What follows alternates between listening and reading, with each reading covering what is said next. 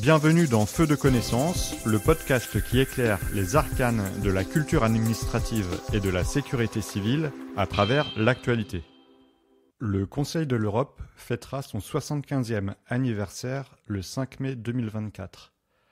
Créé en 1949 en réaction à la Seconde Guerre mondiale, il incarne la promotion et la protection des valeurs européennes. Feu de connaissance revient dans cet épisode sur le rôle de cette organisation indépendante de l'Union européenne. We must build a kind of United States of Europe. Nous devons créer une sorte d'États-Unis d'Europe. La première initiative sera de créer un Conseil de l'Europe. C'est dans cet esprit que je vous dis « En avant l'Europe ».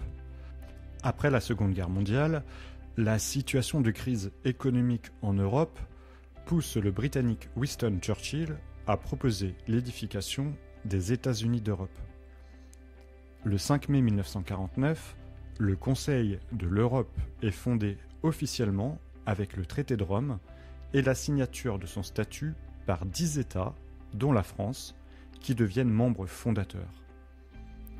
Il réunit à l'heure actuelle 46 pays membres. Pour qu'un État européen puisse adhérer au Conseil de l'Europe, ses institutions doivent être démocratiques et il doit respecter les droits de l'homme. C'est ainsi que pendant plusieurs années, certains pays n'ont pas pu en être membres. Le rôle du Conseil de l'Europe est de défendre les droits de l'homme et la prééminence du droit. En cas de violation, les États membres peuvent saisir la Cour européenne des droits de l'homme.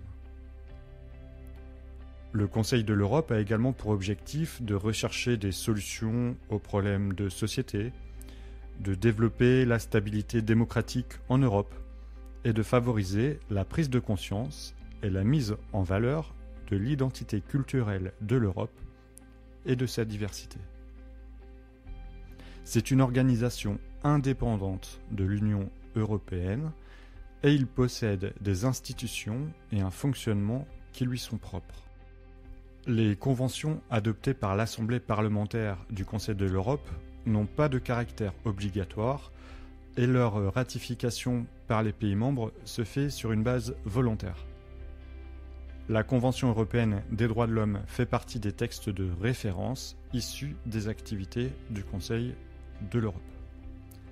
Alors attention, il ne faut pas confondre le Conseil de l'Europe avec le Conseil européen, qui lui est une institution de l'Union européenne et qui réunit les chefs d'État et de gouvernement des États membres.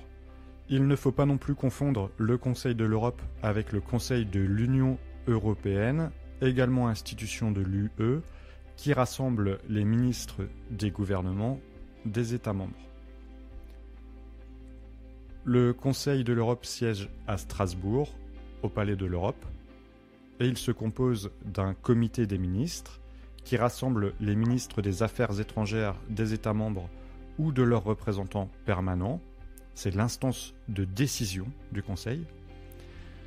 Il se compose également d'une assemblée parlementaire dont les membres sont désignés par les parlements nationaux. Une secrétaire générale est élue par l'Assemblée parlementaire pour 5 ans qui, elle, coordonne les activités du Conseil. Et enfin, le Conseil de l'Europe se compose du Congrès des pouvoirs locaux et régionaux de l'Europe. C'est un organe consultatif qui représente les collectivités locales. Le Conseil de l'Europe a également créé d'autres organismes qui visent à organiser ses activités dans différents domaines. Parmi ces organes de différentes natures, on trouve notamment le commissaire aux droits de l'homme, le Comité européen des droits sociaux et la Conférence des organisations internationales non gouvernementales. Il est à noter que dès le lendemain de l'invasion russe en Ukraine, qui a eu lieu le 24 février 2022, le Comité des ministres du Conseil de l'Europe a décidé de suspendre la Fédération de Russie de son droit de représentation au sein de l'Assemblée parlementaire et du Comité des ministres. Membre depuis 1996, la Russie a été officiellement exclue le 16 mars, suite à la décision conjointe des instances politiques du Conseil.